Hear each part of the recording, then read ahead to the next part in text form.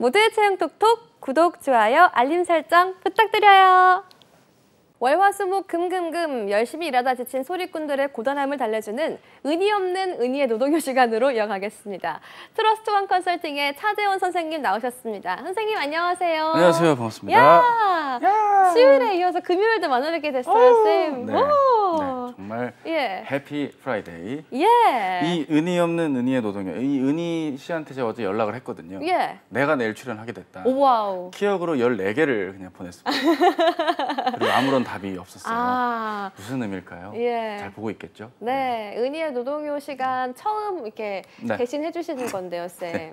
어떠세요? 오늘 노동요 어떻게 풀어갈까요? 글쎄요, 제가 웬만하면 짜여진 대로 좀 이야기를 하는 걸 좋아하는 편인데 수많은 이 블랭크가 있는 이 대본 어떻게 이 컨텐츠가 끝날지 오늘이 마지막 출연일지도 모르겠지만 최선을 다해봐야 될 것 같아요. 준비됐죠?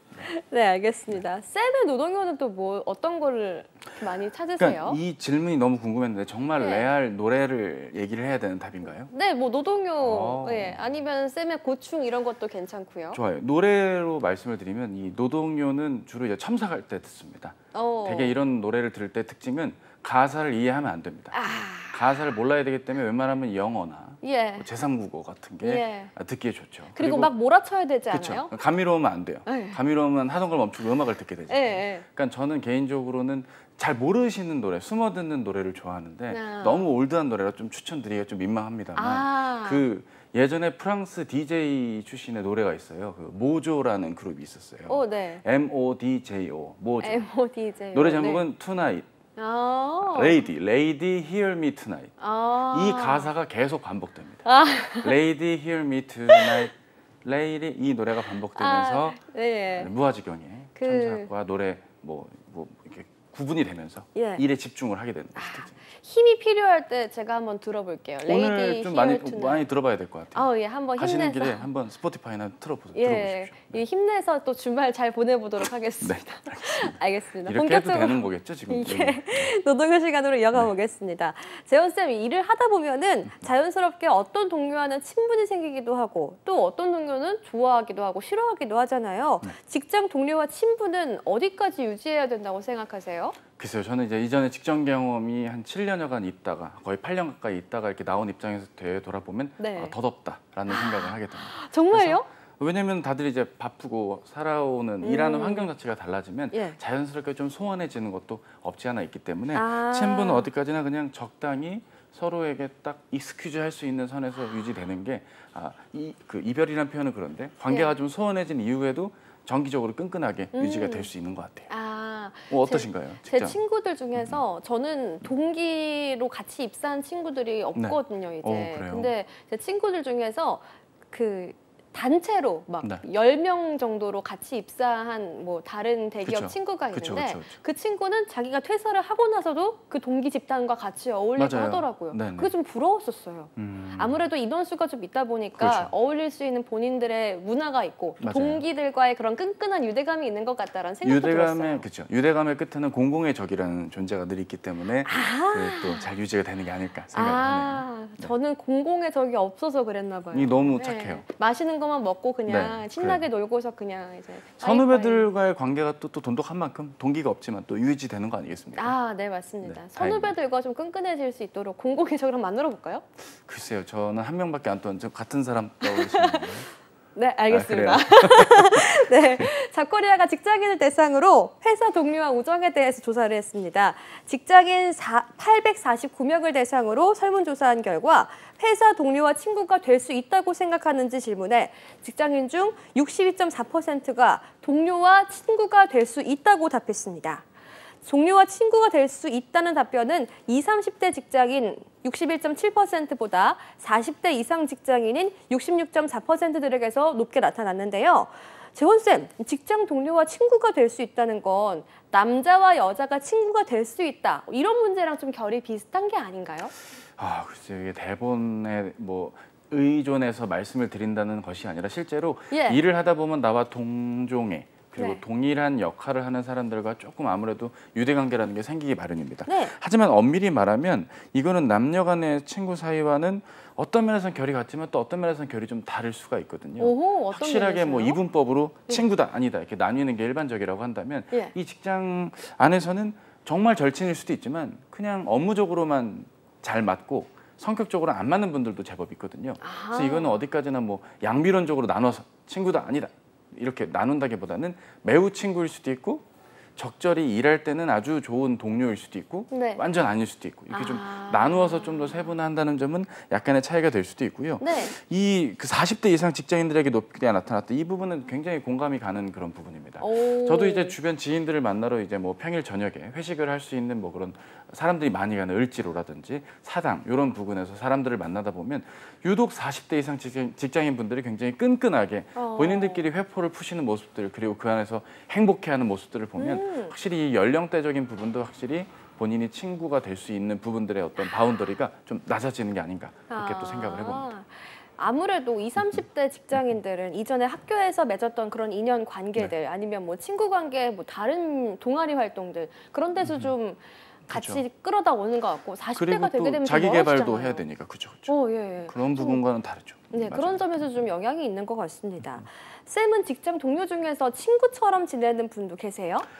많았죠. 많았지만 직업이 이렇게 바뀐 뒤로는 굉장히 예. 소원해졌던 게 사실이고요. 아, 이 자리를 빌어 한 분을 꼭 소개해드리고 싶은데 저희 방송을 늘 모니터링 해주는 한 분이 계세요. 정말요? 예, 당연히 미혼 남성이시고요. 예. 남자분인데 저희 방송이 재방송될 때 꼭 퇴근길에 오셔서 방송을 보고 그 카메라로 찍어서 그러니까 좀 이해가 안 되는 게 유튜브 클립을 캡처해서 예. 저한테 줘도 되는데 꼭 자기 집에 브라운관에 오래된 그 브라운관을 본인 폰으로 찍어서 우와. 저에게 보내주시는 경우가 있거든요. 저 약간 감동받았어요. 네. 그럼 저도 아시겠네요, 그분. 그렇죠. 근데 저에 대한 피드백은 전혀 없고 MC분 정말 이쁘시더라.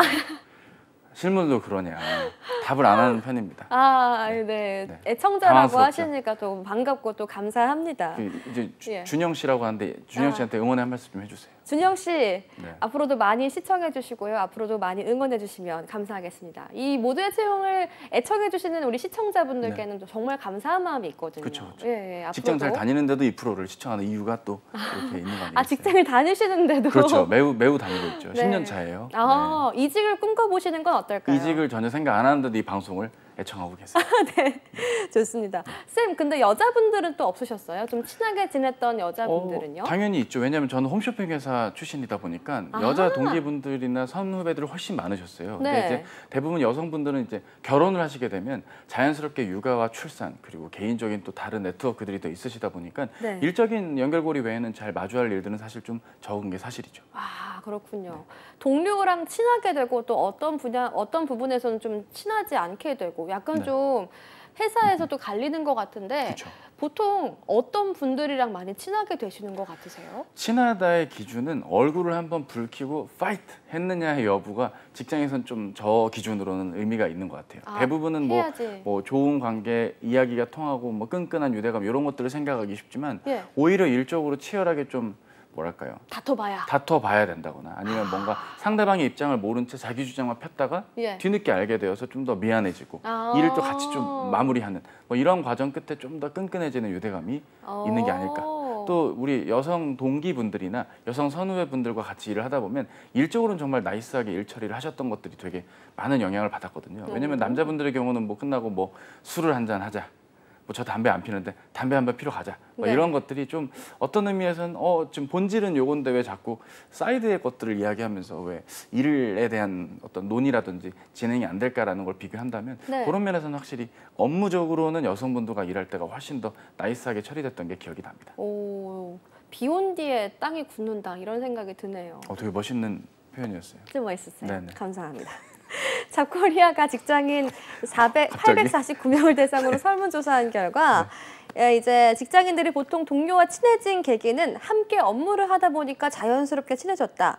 또 같은 또래 성별이기 때문에 40.9%, 같은 시기에 입사한 동기 동료라서 30.1%, 성격 관심사가 비슷해서 24.4% 등으로 다양했습니다. 재원쌤, 또 일을 하다 보면 친해지는 것과는 반대로 또 오해가 생기고 불만도 생기고 아쉬운 부분도 생기고 감정적인 차원에서 뭔가 꾸물꾸물 이렇게 말하고 싶은 것들도 생기고 하잖아요. 네네. 그런 것들 좀 어떻게 해서는 좋을까요? 진짜 말하기는 좀 약간 애매하잖아요. 사실 직장을 제가 다녔을 때는 최대한 꾹꾹 눌러서 담았던 것이 있었던 것 같습니다. 무슨 얘기냐면 이게 혼자 하는 지금과 같은 프리랜서가 아니라 직장 안에서 같은 조직으로 팀워크로, 물론 다른 부서와 일 포함해서 봤을 때라도 회사에서 조직으로 일을 하다 보니까 상대적으로 제가 착각하는 걸 수도 있는 거니까요. 개인의 감정은 좀 최대한 배제한 채 어떻게든 좋은 방향으로 끌고 가주는데 좀 노력을 했던 부분이고 나중에 추후에 좀 어느 정도 시간이 지나서 이런 부분을 좀 고생 많았을 때였는데 라고 되짚어보는 회상의 시기가 왔을 때 그때 좀 이야기를 하면서 오해를 풀었던 그런 방법을 했던 게 사실이고요. 직업이 이렇게 컨설턴트로 바뀐 이후부터는 그냥 그때그때 바로바로 이야기를 해서 빨리 좀 오해가 없게끔 애초에 그냥 일이 없게끔 이렇게 하니까 제가도 몰랐던 저의 성향을 발견하게 된 것 같아요. 그래서 가능하면 꾸물꾸물 말하고 싶은 게 있으면 바로바로 말을 하는 게 또 오히려 좋고 그런 문화들도 많이 생겨나는 요즘인 것 같아요. 직장 생활을 하면서 좀 성격이 바뀌신 편이세요? MBTI가 변하셨을까요? 많이 변했죠. 저는 원래 INFP였다가 ENFJ가 됐습니다. ENFJ. ENFJ가 그 되게 MBTI들 중에서 가장 천사란 얘기가 있던데. 호구죠. 아니 이런 답변이 나올 줄 잘하고 있는 거겠죠? 못했는데. 콘텐츠가 몇 분 안 남은 것 같아요. 최선을 다해야 되겠어요. ENFJ. 얼른 넘어가 보도록 하겠습니다. 처녀 자리예요. 좋습니다.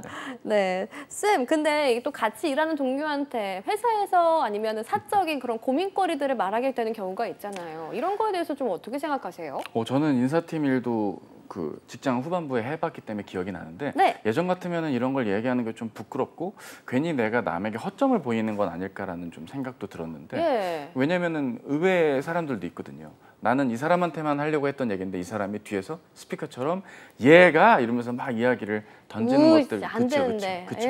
그런 부분들을 이제 가늠할 수 있는 정도. 그러니까 적당히 친한 분들보다는 정말 끈끈하다 못해 내 비밀을 공유할 수 있는 분이라면 터놓고 이야기하는 것도 좋아 보였고요. 인사 일을 해보니까 저랑 별로 친하지도 않은 분인데도 본인의 고충을 오히려 털어놓으니 최대한 더 객관적으로 또 이야기를 해줬던 부분들도 기억이 납니다. 물론 좋은 인사 담당자만 하는 부분이 있겠죠. 저 잘했겠죠. 어쨌든 그런 부분들은 꼭 친분이 있어서가 아니라 상황과 직함 그리고 여러 가지 이해관계들을 봤을 땐 툭 터놓고 이야기할 수 있는 분이라고 판단이 된다면 오히려 적극적으로 좀 이야기도 나누고 해소를 하시는 게 더 중요해 보입니다. 선생님처럼 좋은 인사 담당자를 만나야지만 말할 수 있고 보통은 약간 좀 허점을 드러내면 나중에 그게 칼이 돼서 돌아온다 막 이런 얘기도 있었죠. 칼보단 도끼에 가깝죠. 도끼요? 이를테면 이제 내부 공유를 하거든요. 한가연 씨가 요즘 진행이 어렵다라고 하는데 이거 어떻게 하면 좋을까요?를 그냥 아무렇지도 않게 이야기를 들은 걸 그대로 이야기를 하면 또 그걸 듣고 그래? 이거 큰일 났네? 그래서 좀 이제 좀 본인이 의도하지 않은 상황으로 흘러갔던 적이 그 옛날에 이제 인사 담당자들의 역할이었다면 오늘날은 내부적으로 그런 교육들도 많이 받는 훌륭한 인사 담당자들도 많이 계시니까 그런 부분들 좀 개의치 말고 적극 활용해 보시는 것도 좋겠죠. 잡코리아 통계에 따르면요. 직장인들이 생각하는 회사 동료와 적정 친분 정도를 조사한 결과 직장 관련 고민거리를 상담할 수 있는 사이가 적당하다라는 답변이 62.3%로 압도적인 1위에 올랐습니다. 이건 직장 관련 고민거리만 상담하는 거에 해당하네요. 이어서 개인적인 고민이나 속마음을 털어놓을 수 있는 사이가 적당하다라는 답변이 22.7%로 2위였고요. 쌤 보면은 지금 40%나 크게 차이 나고 있어요. 특히 해당 조사 결과 회사 동료와 업무 관련 이야기 외에 사적인 이야기를 나누지 않는 사이가 적당하다라는 답변이 12%로 10명 중에 1명꼴로 집계돼서 눈길을 끌기도 했습니다.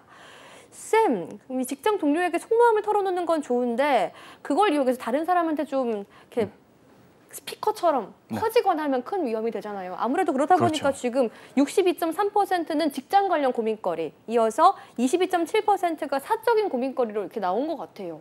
그래서 이제 미혼인 분들은 사적인 고민을 죄다 연애 쪽으로만 확 몰아서 고민을 털어놓는 정도까지인 거라는 생각이 들어요. 개인의 뭐 재테크라든지 자기개발적인 이야기를 하면 할수록 오히려 남에게 안 좋게 퍼뜨릴 수도 있고 이직 등의 루머가 양산될 수도 있는 부분이니까 그런 부분은 감안해야겠죠. 요즘 부동산 고민이 많아요라고 얘기하면 어느덧 나는 부동산 공인중개사 시험 2차를 앞둔 사람처럼 이야기가 퍼질 수도 있는 거니까요.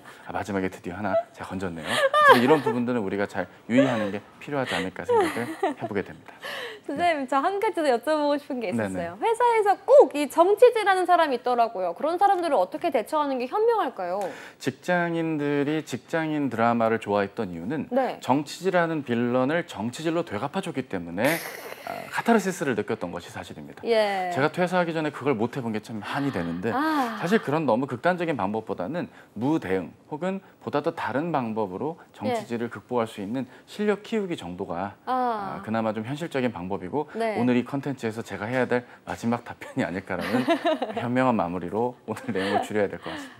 진짜 네. 실력으로 늘었나 그만큼 통쾌한 네. 것도 없을 것 같습니다. 네. 이렇게 의미 없는 의미의 노동요 시간 트러스트원 컨설팅의 차재현 컨설턴트 선생님과 함께했습니다. 쌤 고맙습니다. 감사합니다.